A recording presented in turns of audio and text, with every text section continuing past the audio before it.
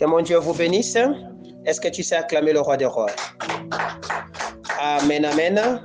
Les dimanches passés, nous avons dit, il a fallu ou il faut que le sang de Jésus touche à ton âme. Alléluia. Nous avons dit que l'âme était le siège des émotions, de l'intelligence et de la pensée humaine. Et c'est dans ces champs de bataille, dans ces niveaux-là, dans cette entité de l'homme qui se passe toutes les batailles que l'homme puisse connaître de sa vie. Les diables cherchent à contraindre son âme à devenir une âme animale, c'est-à-dire à obéir aux passions de la chair, à vivre selon les convoitises de la chair, de la pensée, tout ce qui peut y arriver. Mais Dieu aussi a besoin de cette âme là-bas. Voilà pourquoi il canalise la matière qui vient de l'esprit vers l'âme. Voilà pourquoi moi je l'ai défini comme étant l'assiette sur laquelle se passe toute forme de bataille. Dieu a besoin de l'âme. Quand le Seigneur parle et dit « Mon fils, donne-moi ton cœur », en réalité, il parle de l'âme parce que la Bible préfigure deux formes de cœur. Et tantôt, le cœur est comparé à l'âme, tantôt, le cœur est comparé à l'esprit. Alléluia. Et quand le Seigneur avait demandé l'âme, c'est qu'il avait besoin que la pensée de la personne lui soit communiquée. Ce matin, je l'ai d'ailleurs dit dans l'exhortation que lorsque vous lirez David, vous allez comprendre que David a passé une longue période d'écrire ses chants, ses prières qu'il faisait sous la forme des psaumes, en travaillant plus le niveau de son âme. Il dit à son âme que mon âme loue l'Éternel, que mon âme fasse ceci, que mon âme, il savait en réalité le grand de combat que l'homme connaît sur la terre, ça se passe au niveau de l'âme. Voilà pourquoi nous avons dit qu'il faut que le sang de Jésus travaille cette entité qui s'appelle l'âme. Parce que si le sang de Jésus ne touche pas à cette entité, vous risquez de passer à côté de votre destinée. Et c'est comme ça que c'est dit même dans les livres de, comment on appelle, le psaume 142, le verset 8, ou même quand vous commencez au verset 7 dans la partie B, il dit « Délivre-moi de ceux qui me poursuivent car ils sont plus forts que moi ». Au verset 8, il dit « Tire mon âme de sa prison afin que je te célèbre ». Une âme qui est emprisonnée ne pourra jamais célébrer l'Éternel. Une âme qui vit dans des murmures, dans des histoires, dans des lamentations et consorts, même si vous le voyez concentré, passant des moments à genoux, pleurant et consorts, cette âme n'est pas en train d'exalter l'Éternel. Vous avez donc besoin que votre esprit soit ainsi donc localisé ou touché par le sang de Jésus. Pourquoi? Parce que c'est dans le sang de Jésus qu'il y a les scripts que je vous ai dit et qui communiqueront la vie à votre âme et qui feront à ce que vous deveniez des âmes vivantes. Alléluia. Je voudrais qu'on lise quelque chose toujours dans cette exhortation afin que vous puissiez comprendre comment est-ce que l'âme elle est importante et que l'âme enregistre des choses. Nous sommes dans Apocalypse chapitre 6, le verset 10e, à l'ouverture du 7e sceau. Écoutez ce que les âmes de ceux-là qu'on avait martyrisés étaient en train de crier. Alléluia. Apocalypse chapitre 10, le verset 6, verset 10. Voici ce que ces âmes étaient en train de dire. Ils crièrent d'une voix forte en disant « Mais jusqu'à quand, Maître saint et véritable, tardes-tu à juger et à tirer vengeance de notre sang sur les habitants de la terre ?»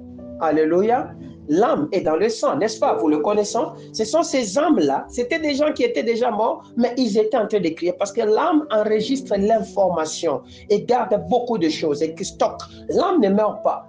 C'est l'entité corps qui meurt. L'entité corps qui meurt. L'âme et l'esprit ne meurent pas. Alléluia. Ce matin, nous disons, il faut que le sang de Jésus crie sur ta vie. Alléluia. Pour terminer cette série des enseignements que nous avons commencé, nous voulons parler sur les cris du sang. Alléluia. Sur l'ensemble des enseignements où nous parlons sur la victoire par le sang, nous voulons parler du cri du sang. Alors nous disons en un mot, il faut que le sang de Christ crie sur ta vie. Pour cela, nous allons lire quelques passages. Nous sommes dans Galates, nous commençons d'abord par Galates chapitre 4, le verset 6. Galates chapitre 4, le verset 6. Voici ce que la parole de l'Éternel me dit dans la version Louis II, 1910. Galates chapitre 4, le verset 6e. La parole de l'Éternel me dit ceci. Et parce que vous êtes fils de Dieu, et parce que vous êtes fils, Dieu a envoyé dans nos cœurs l'esprit de son Fils, lequel crie Abba, Père. Alléluia. Lisons encore. Matthieu chapitre 50 Matthieu chapitre 27, le verset 50. Voici ce que la parole de notre Yahweh est en train de dire. Alléluia. Matthieu chapitre 27, verset 50e. La parole de l'Éternel me dit ceci dans la version Louis II 1910. Jésus poussa de nouveau un grand cri et rendit l'âme.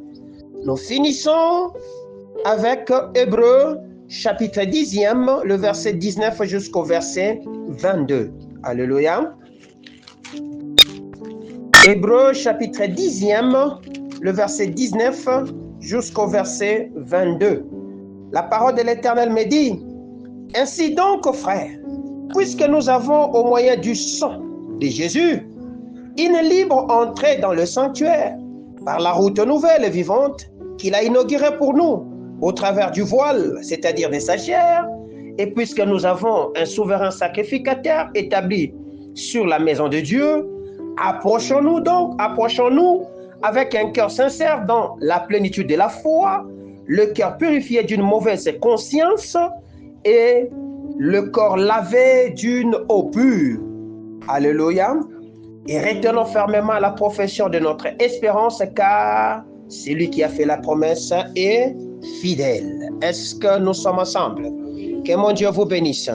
Ce matin, nous disons, il faut que le sang de Jésus crie sur ta vie. Lorsque vous lirez toujours dans ces passages des Hébreux, vous allez comprendre que la Bible me dit que le sang de Jésus parle mieux que le sang d'Abel. Alléluia. Le sang de Jésus a inauguré l'œuvre qu'on appelle la justification.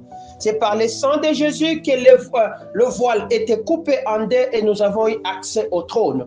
Donc la porte, c'est Jésus. C'est comme ça que Hébreu est en train de le définir. Il dit ce voile qui a été déchiré, en réalité, c'était sa chair. Et c'est comme ça que nous avons eu accès facile au trône de grâce. Nous disons, il faut que le sang de Christ crie sur ta vie. Pourquoi? Parce que c'est dans le sang, je le dis et je le répète encore, que c'est dans le sang qu'il y a les paroles enregistrées pour la vie d'une personne. Que ce soit le sang de tes ancêtres ou que ce soit ton propre, le sang de Christ, il y a toujours des paroles dans le sang. C'est comme ça que vous qui avez eu la grâce d'assister à des séances de délivrance ou d'exorcisme, vous allez comprendre que la plupart des personnes, quand il y a manifestation des esprits, il y a des paroles qui se dégagent, des voix, des entités anciennes et vieilles des temps et qui sont en train de dire c'est notre sang. Pourquoi? L'âme de la personne est dans le sang. Alléluia. Et c'est dans l'âme qu'il y a ce qu'on appelle l'enregistreur. L'âme est un enregistreur. Et le scientifique, le psychologues ont défini dans l'âme les trois niveaux de l'âme qu'on appelle le conscient, le subconscient et le supraconscient. Alléluia. Qui enregistrent des informations et lesquelles des informations, quand c'est enregistré, c'est stocké, cela peut vous revenir comme un effet boomerang pour vous rappeler, vous faire des choses et vous contraindre à mener une vie selon le modèle qui vous a été communiqué par le modèle d'enregistreur que vous avez dans votre sang. Nous disons, nous avons enseigné la fois passée en disant que lorsque cette entité n'est pas nettoyée, ça deviendra difficile de quelqu'un de vivre dans la plénitude ou dans la liberté que le Seigneur lui avait conférée. Mais ce matin, j'ai dit, il faut que ça touche dans la vie. La vie, c'est un ensemble de, comment dirais-je, c'est un ensemble de règles, de lois, de coutumes, des traditions que nous observons et que nous sommes en train d'expérimenter sur la surface de la terre. Alléluia. Et ces règles, ces coutumes, ces traditions que nous sommes en train de vivre, lorsque nous l'appliquons le sang de Jésus dessus, ça devient plus meilleur et nous devenons des hommes selon le modèle que le Seigneur avait parlé. Alléluia. La Bible me dit dans Matthieu chapitre 27, le verset 50, lorsque Jésus était en train de traverser son temps de l'agonie, il a eu la grâce de pousser un grand cri. Alléluia. Et lorsque ce cri a été poussé, le voile était déchiré et il a expié. Alléluia. Nous disons ce matin, les grands cris d'intercession de notre Seigneur Jésus, c'était les cris que le Seigneur était en train de pousser ou qui émet son sang. En réalité, c'était les cris que le Père avait enregistrés dans son sang et qu'il savait que c'est à ce moment précis là-bas qu'il fallait que ces cris puissent être poussés. Alléluia. Nous avons lu dans Galates, nous avons dit, vous qui êtes fils de Dieu, vous voyez, le Saint-Esprit en vous est en train de crier. Le Saint-Esprit là est dans le sang de Jésus. Alléluia. Et c'est le Saint-Esprit là qui crie et qui vous rappelle, Abba, Père. Alléluia. Le Saint-Esprit crie en vous. Lorsque l'entité sang de Jésus vous enveloppe, accède ou vit ou vous couvre, les paroles qui vont sortir, ça seront des paroles qui sont enregistrées dans le sang, qui sont parlées au moyen du Saint-Esprit. Voilà pourquoi Jean, connaissant ces principes, il dit, il y a 3 choses qui rendent témoignage: l'eau, l'esprit et le sang. Alléluia. Devant Jésus, le sang de Jésus a rendu témoignage qu'il était fils de Dieu. L'eau qui coulait de lui a rendu témoignage qu'il était fils de Dieu. Et l'esprit qui était en lui a rendu témoignage qu'il était fils de Dieu. Ce sont les 3 entités qui rendent témoignage. Or, les 3 entités combinées en un, ça forme une vie. Est-ce que je parle bien? Ça forme une vie. Maintenant, quand le sang de Jésus vient sur cette vie là-bas, la vie de cet homme change et ça devient une personne nouvelle. Voilà pourquoi nous disons, les grands cris de Jésus, c'est un cri d'intercession. En réalité, pour la justice qu'avait émis son sang pour nous. Qu'avait émis son sang pour nous. C'est comme ça que dans Genèse chapitre 4, le verset 10, lorsque Caïn est en train de tuer son frère Abel, son sang a commencé à crier automatiquement. Vous voyez, a commencé à émettre un grand cri pour dire, mais pourquoi vous allez m'abandonner? Je vous ai lu Apocalypse chapitre 6, le verset 10. Les âmes des gens qui ont été martyrisés, qui étaient des serviteurs de Dieu, étaient en train de crier, mais Seigneur, jusqu'à quand? Alléluia. Amen. Il y aura justice pour ces gens qui nous ont martyrisés. C'était des âmes des serviteurs qui criaient comme ça. Est-ce que je parle bien? Ainsi donc, retenons que la justice de Dieu, c'est aussi d'exercer la miséricorde pour nous. Le grand cri de Jésus vient d'abord essuyer les larmes. Alléluia. Les grands cris, c'est-à-dire les paroles qui sont contenues dans le sang de Jésus, parce que les cris, ce ne sont que des paroles. Les paroles qui sont contenues dans le sang de Jésus viennent pour essuyer les larmes de la personne. Voilà pourquoi nous avons dit plus haut que c'était les cris de l'intercession pour la justice qui étaient contenus dans le sang de Jésus. Est-ce que je me fais comprendre? Vous avez donc besoin de chercher à ce que ce cri qui est contenu et que lorsque ce sang vient sur vous, que cela émette son cri. Le cri favorable pour votre existence. Parce que le sang de Jésus ne vient pas seulement pour couvrir, mais le sang de Jésus vient pour faire tout un travail dans votre existence. Et dans chaque personne, quand le sang de Jésus vient impacter sa vie, il y a un langage que ça va sortir. Alléluia. Il y a des paroles que ça va sortir. Je ne sais pas pour toi, il s'agit de quel type de paroles. C'est comme ça que nous devions apprendre à rechercher, à connaître quel est le code que contient le sang de Jésus pour moi d'abord et qu'est-ce que je dois faire pour m'affectionner à travailler dans ce sens-là. Est-ce que je me fais comprendre? Les grands cris de Jésus étaient ces cris qui disaient tout est accompli parce que Jésus, dans son sang, il devait accomplir tout pour que le salut devienne parfait de l'homme. Dans le sang de Jésus, ce que le Père avait écrit, c'était l'accomplissement de toute sa mission. Voilà pourquoi il criait aux derniers instants de sa vie, tout est accompli. Est-ce que je parle bien? Ce cri nous est venu de la croix. Ce cri nous est venu de la croix. Donc, ce cri vient lorsque le travail est accompli. Vous comprenez? C'est-à-dire que quand je me mets à faire ce que l'Éternel avait dit que je fasse, c'est alors que les paroles qui sont enregistrées dans le sang de Jésus, qui sont sur toi, commenceront à parler. Ça ne parle pas si tu ne te mets pas à l'œuvre. Betsalel et ses amis, C'était des gens que le Seigneur avait mis à part pour construire l'arche. Et c'est comme ça qu'on les avait distingués. Et quand ils ont commencé à travailler, ils ont fait le travail. Ce sont des gens que Moïse a reconnus. Jésus-Christ lui-même, il était un homme ordinaire jusqu'à ce qu'il ait eu ses 30 ans. Quand il s'est mis à travailler et il est allé se faire baptiser, vous avez compris que le ciel a commencé à parler en sa faveur parce qu'il était à l'œuvre. Est-ce que je me fais comprendre? Lorsque tu te mettras à l'œuvre pour le travail que le Seigneur t'a appelé, les cris du sang vont commencer à parler. Alléluia. Et va commencer à te rappeler. C'est de la même façon que lorsque une personne qui ne veut pas exécuter les inscrits de ses ancêtres, c'est-à-dire une personne qui n'est pas sauvée, son sang va le rappeler qu'il doit accomplir ce que ses ancêtres avaient déclaré devant l'autel. Alléluia. Voilà pourquoi je l'ai dit. Le travail du cri du sang s'accomplit au niveau de l'autel qu'on appelle la croix ou Golgotha.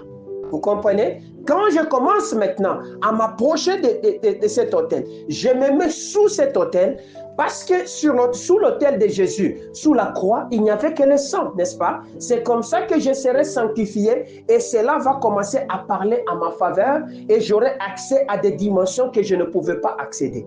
Les grandes dimensions de la destinée d'une personne sont dans le sang. Tu ne peux pas franchir des limites que tes ancêtres n'ont pas su traverser sans le moyen de transport qu'on appelle le sang. Que mon âme bénisse le Seigneur. Ce cri du tout est accompli nous vient de la croix qui nous ouvre la porte libre au trône de grâce. Et cela résonne de plusieurs manières. Voilà pourquoi celui qui a écrit Hébreu, il dit, il nous a approchés. Alléluia. Et nous avons donc accès libre au trône de grâce. Je l'ai dit, cela résonne de plusieurs manières.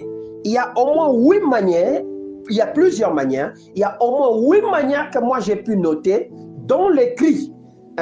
Dont le sang de Jésus peut crier sur la vie d'une personne. La première des manières, c'est le cri qui porte toutes nos douleurs pour nous épargner des malheurs. Alléluia. Lorsque le sang de Jésus vient impacter ta vie, ce sang va maintenant libérer des paroles qui vont enlever tes malheurs et qui vont enlever tes douleurs. Alléluia, afin de te donner la vie heureuse que contient le sang de Jésus. Voilà pourquoi il nous est dit qu'il a effacé l'acte dont les ordonnances nous condamnaient. C'est-à-dire, le sang de Jésus venant sur nous porte maintenant, enlève ou nettoie ces malheurs ou enlève ces douleurs et nous communique une autre dimension de vie qui est meilleure contenue dans le sang de Jésus. Deuxièmement, ces cris effacent les péchés qui réclament la personne. C'est-à-dire que quand une personne est réclamée par des comportements, par des manières, par des attitudes, par des lois ou par des coutumes qui ne sont pas des coutumes de notre Dieu, qui les font régir dans une forme de vie qui est contraire à la vie de notre Seigneur, il a besoin que le sang de Jésus crie sur lui pour effacer les péchés. Il est dit, il a effacé l'acte, il a effacé les péchés. Alléluia, en le clouant par sa marche à la croix de Golgotha. Troisième des choses, c'est que les cris du sang nous rend saints et nous rend notre dignité ternie par le péché. Quand le péché vient comme une saleté sur la vie d'une personne. Le péché vient comme une marque de poisse qu'on a jetée sur une personne. Mais quand le sang de Jésus vient, même si cette personne, on la connaissait un grand bandit, un impudique, je ne sais pas, mais parce qu'il a été séparé, parce qu'il a été mis à part, c'est maintenant le sang de Jésus qui va commencer à dire non, il a déjà changé, il n'est plus comme ça. Et il va rendre témoignage. Il y a 3 choses qui rendent des témoignages, l'esprit, l'eau et le sang. Et c'est comme ça que j'ai dit, les cris qui sont contenus dans le sang nous rendent saints. Alléluia. Nous séparent et nous rend notre dignité qui a été ternie par le péché. 4e dimension c'est que les cris du sang de Jésus nous guérit de toute maladie morale, physique et spirituelle. Parce que la maladie, ce n'est pas seulement physique. Elle peut être aussi au niveau de ton âme, elle peut être aussi spirituelle. Mais quand le sang de Jésus vient sur une telle vie, c'est là que s'applique la parole qui dit c'est par ces meurtrissures que nous sommes guéris. C'est-à-dire, le sang de Jésus, les douleurs, les plaies de Jésus, les cicatrices, quand le sang là commencera maintenant à couler sur ta vie, ça va maintenant apporter la guérison. La guérison de votre âme, la guérison de votre esprit ou la guérison de votre chair. Cinquième des choses, c'est ce que nous appelons, ça apporte ce que nous appelons la liberté des prisons sataniques de péché. Alléluia. La liberté satanique des prisons sataniques de péché. Jésus disait ceci, l'Esprit du Seigneur est sur moi, il m'a oint pour annoncer la bonne nouvelle, pour libérer les captifs, pour proclamer une année de grâce et consort. C'est-à-dire, lorsque le Saint-Esprit est venu le oindre, le donner des capacités, afin qu'il accomplisse tout, quand il a tout accompli et que son sang a coulé, ce jour-là, par les cris qu'il libérait, les grands cris qu'il poussait à la croix, nous étions alors libres de posséder et de sortir de toutes ces prisons là-bas. Alors c'est comme ça que le Saint-Esprit nous a ressuscités avec Jésus et nous sommes aujourd'hui capables de marcher en homme libre. Et c'est comme ça que la parole de notre Seigneur s'appliquant sur nous dit, si le Fils de l'homme vous a franchi, vous serez réellement libres. Est-ce que je me fais comprendre? Sixième des choses, c'est que ceci nous ouvre les portes de l'éternité. Ceci nous ouvre les portes de l'éternité. C'est-à-dire quoi? Quand Jésus-Christ est crié, Hébreu est en train de dire ceci, Hébreu chapitre 10 est en train de nous dire ceci au verset 19e.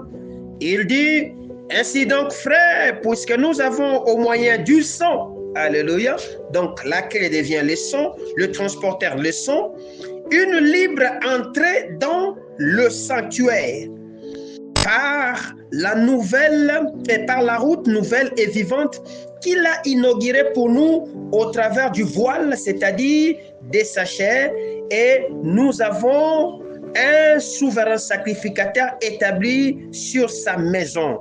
C'est ainsi que nous devions donc avoir cette plénitude de nous approcher avec un cœur sincère et un cœur plein de foi parce que nous avons déjà été purifiés. Donc, les portes de votre éternité sont ouvertes par le sang. Les portes de votre destinée sont ouvertes par le sang. David, connaissant ces choses, il savait comment faire parler le sang. Lorsqu'il se tient là-bas, parce qu'il savait qu'il avait le sang royal avec lui et que c'était un sang purifié qui était le sang de Dieu, il parlait aux portes, il dit, portes éternelles, élevez vos linteaux, que le roi de gloire fasse son entrée. Alléluia.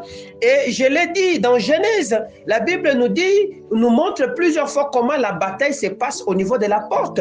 Dieu parlant à Abraham, il dit, tes fils posséderont la porte de leurs ennemis, parce que le tout se part à la porte.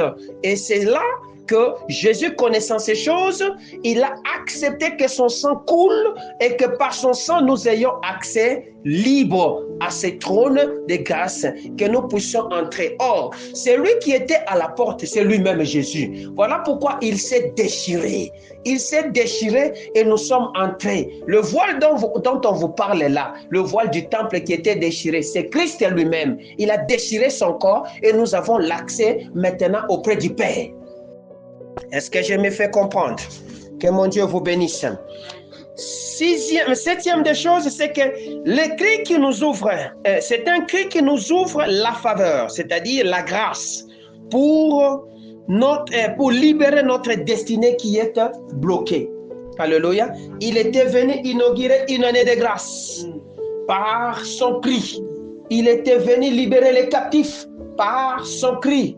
Il était venu guérir les malades par son cri.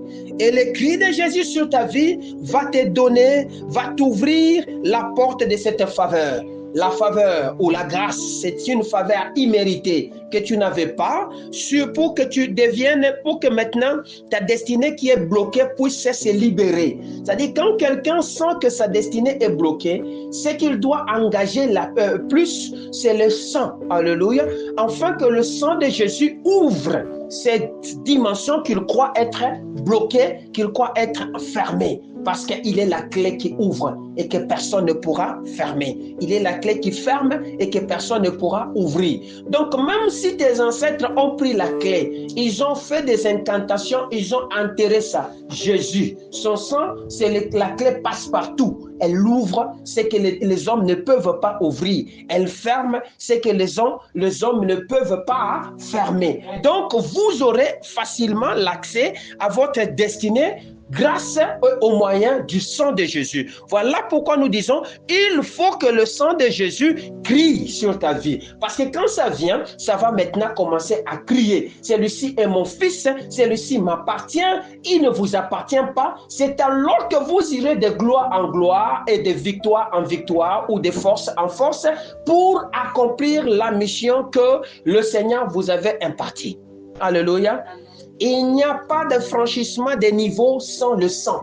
Or, Jésus n'a pas voulu que nous soyons en train de continuer à sacrifier de manière désordonnée. Il a mis un sang définitif par lequel, si nous voulons accéder à un niveau supérieur de notre vie, nous devions réclamer ce sang. C'est le sang de Jésus. Nos ancêtres faisaient des boucs, de ceci et consorts, parce qu'ils savaient que pour accéder à une autre dimension, il faut seulement le sang. Aujourd'hui, pour avoir de l'argent, on va te demander le sang. Aujourd'hui, pour avoir la promotion, on va te demander le sang. Aujourd'hui, pour être connu, il faut le sang. Alléluia. Mais nous avons toutes ces choses en Jésus au moyen de son sang. Voilà pourquoi nous devions apprendre à savoir comment manier ou manipuler ce sang.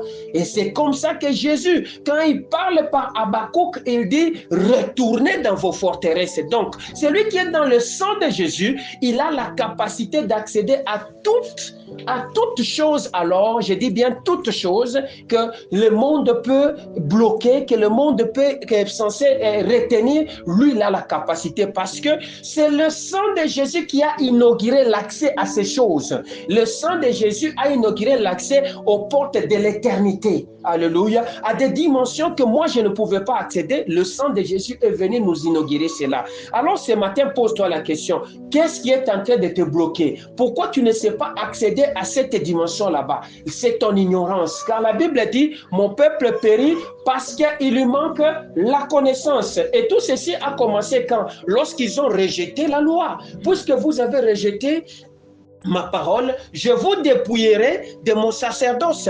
Faute de connaissance, le peuple fait quoi? Périr. C'est-à-dire, quand on ne veut pas s'instruire, parce qu'on ne veut pas comprendre ce que le Saint-Esprit dit, alléluia, nous sommes dépouillés d'une connaissance. Et c'est cette connaissance que le Seigneur veut que nous puissions avoir aujourd'hui. Il nous retourne cette connaissance. Il nous rend cette connaissance en disant, tout ce que vous avez besoin, vous a déjà été donné au moyen du sang de Jésus. Laissez seulement le sang de Jésus parler sur votre vie et vous verrez ce que vous aurez. Alléluia.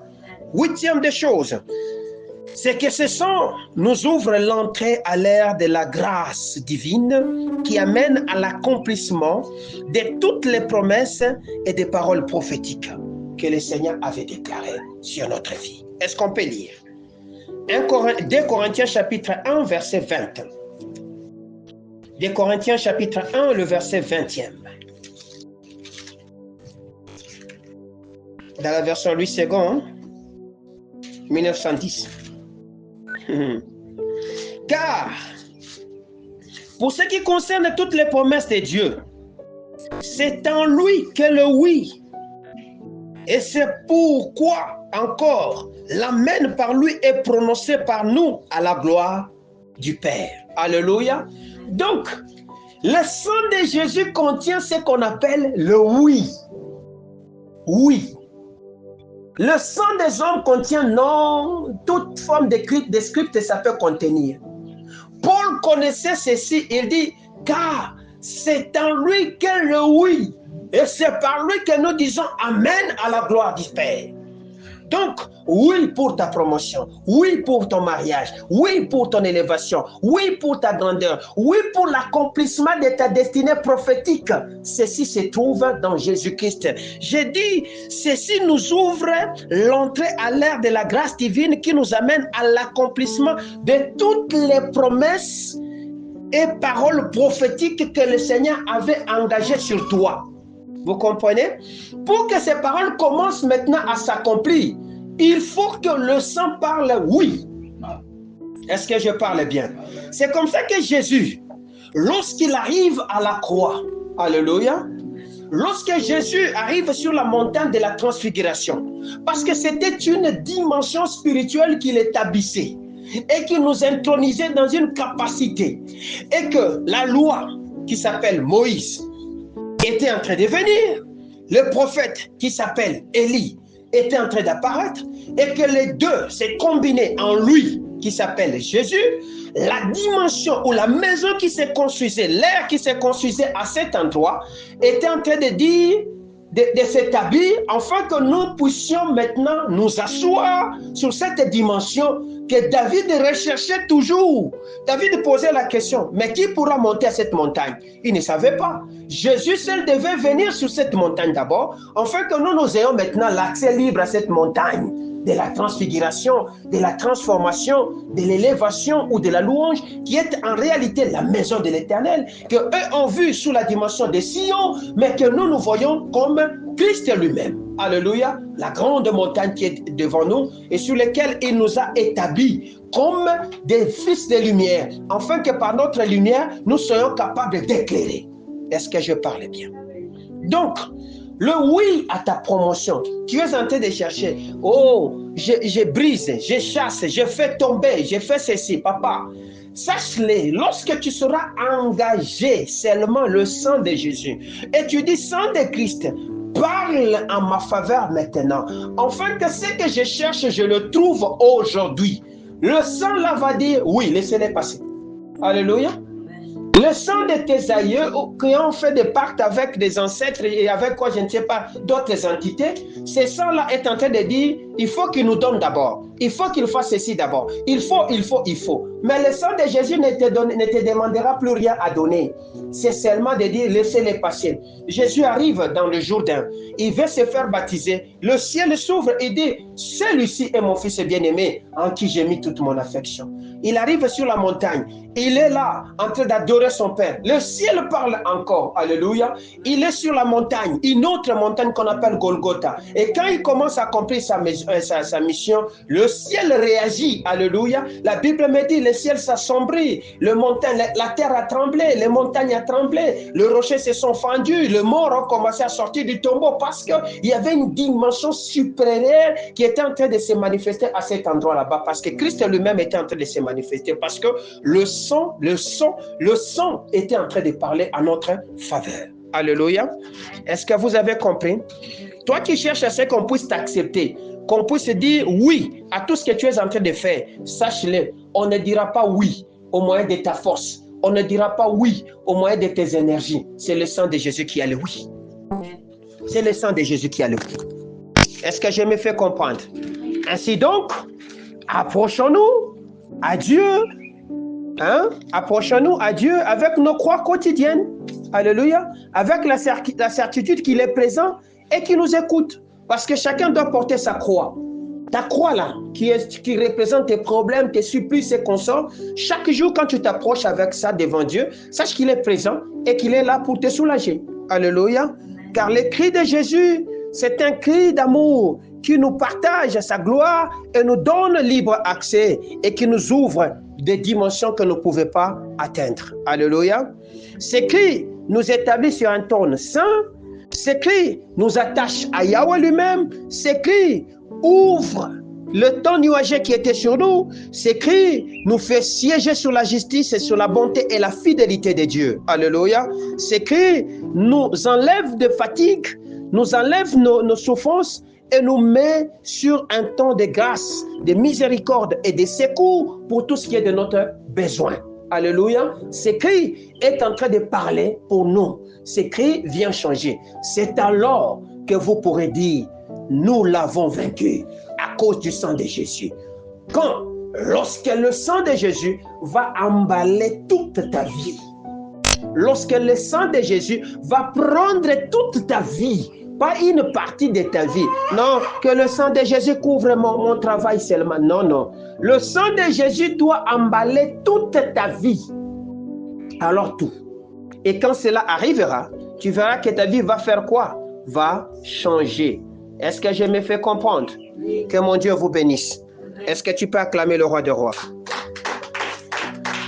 Nous avons dit, pour conclure, il faut, pour qu'il y ait victoire par le sang, il faut que le sang de Christ crie sur la vie. Alléluia. Pour qu'il y ait victoire, il faut, c'est une condition. Quand il n'y a pas de sang, il n'y aura pas de victoire.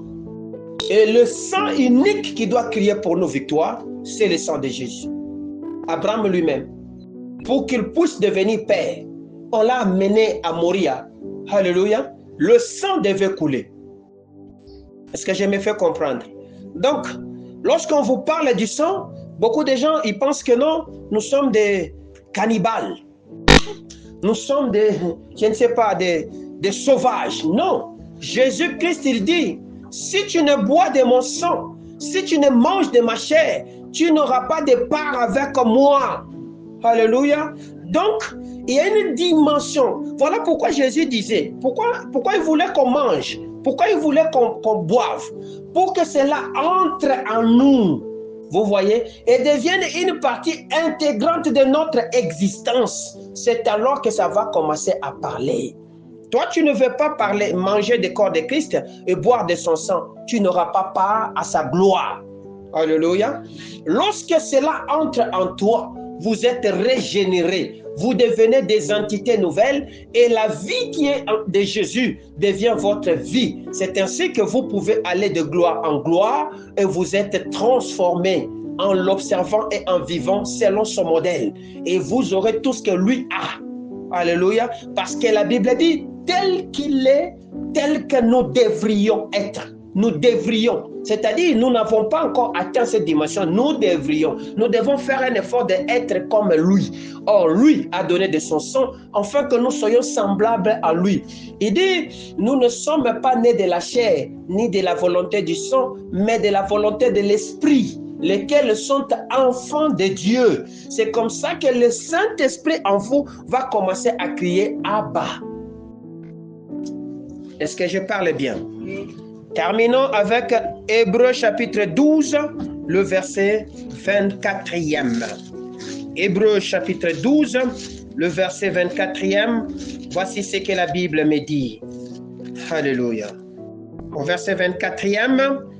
De Jésus qui est le médiateur de la nouvelle alliance, du sang de l'aspersion qui parle mieux que celui d'Abel.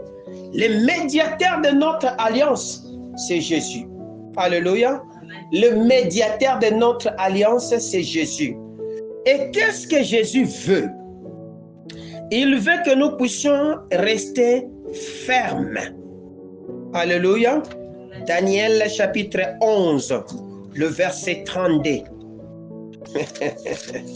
Ça, c'est parmi des recommandations que le Seigneur nous a données. Il a dit, dites-les à l'église. Daniel chapitre 11, le verset 32. La Bible dit, il séduira par des flatteries les traîtres de l'alliance. Alléluia.